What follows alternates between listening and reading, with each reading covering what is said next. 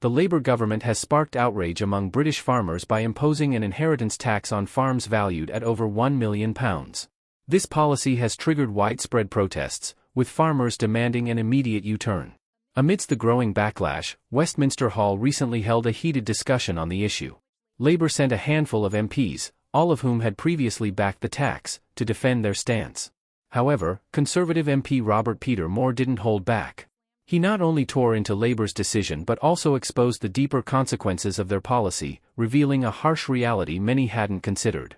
Watch this explosive moment unfold. Thank you, Mr. Chairman, and it is a pleasure to serve under your chairmanship. So, here we are again. As we speak, thousands of farmers are once again rallying outside the gates of this building.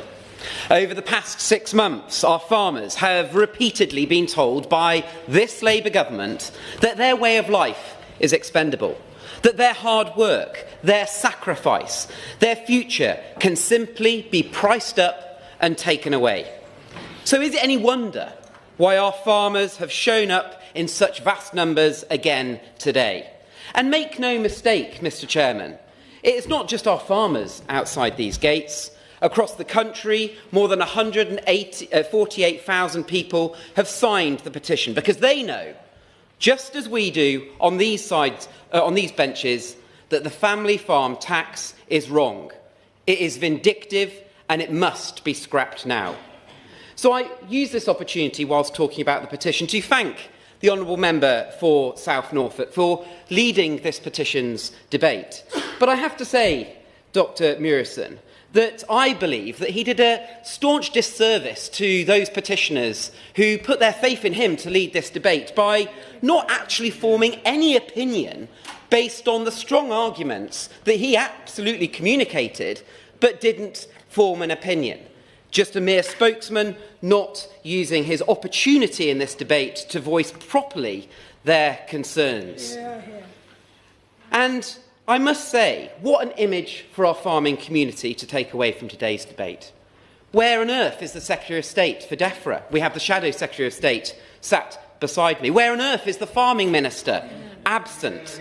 And what message does it send that the Labour Party have clearly filled the benches up on the other side of this House, but only 4 members of the Labour Party spoke in this debate, despite having an opportunity to voice their concerns in this petitions debate, which effectively is a 3-hour debate, of which, Mr. Chairman, all 5 of them that spoke voted against scrapping the family farm tax when we brought the motion to the House last time. So this is probably one of the most important debates that we can have on this issue, but yet once again, those with responsibility for rural areas and our farmers are missing in action. Indeed, Mr. Chairman, there is Labour members on the other side of the House that have turned up but not even contributed in this debate, yet representing such vast, large rural constituencies. So where is this government that claims to be on the side of rural Britain?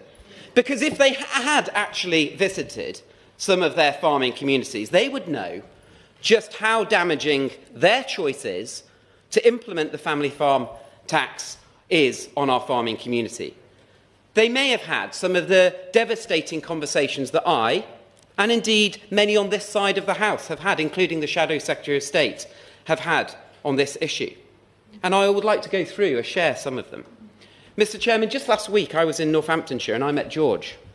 George has worked on his farm all of his life, and he is nearly in his 80s. And he, right now, unfortunately, is extremely ill. He knows, through his diagnosis, that he hasn't got long to live, but he isn't sure right now, as I speak, if he'll live beyond April 26. He knows that should he pass away before April 26, his IHT bill will be 0. But if he passes away after April 26, his tax bill to his family will be well over £1 million, a debt which his family simply cannot sustain. Now, Mr. Chairman, taking his own life was an option which was put forward to me. Mr. Chairman, these are horrific choices, unthinkable amounts of pressure for any individuals or families to be put under, never mind some of the most vulnerable in our society, and I will give way. was giving a very powerful speech. It's true that George was given no notice, was he? No ability to plan for this absolute and important impact on his life and everything he's worked for. But isn't it worse than that? Because explicitly he relied on a promise not to do this, and that makes it particularly unforgivable. And I could not agree more. I will just answer this point before giving way. I cannot agree more with the point that has just been made by my right honourable friend, because what the electorate was sold was false promises in the run-up to the general election. They were specifically told that this Labour government would not change agricultural property relief, but that is exactly what they have done. So I will ask the Minister, how will he communicate with George? What does he tell George based on the promises that were given in the run-up to the general election? And will he acknowledge, for I can't believe how many times I have asked this, will the government commit to recording suicide statistics across the farming sector as we move closer to April 26? And if the Minister is so determined to carry on with his family farming death tax, will the Minister at least look at changing the abruptness of this tax's implementation to protect the most vulnerable in our farming community? It cannot just be right that this government is forcing people into these decisions to make. Let's talk about it. Do you believe this government has failed the country more than any before it? Are we witnessing policies that are damaging the economy, public services, and daily life? If you think this Labour government is making things worse, hit that like button. And I want to hear from you. Drop a comment below and share your thoughts.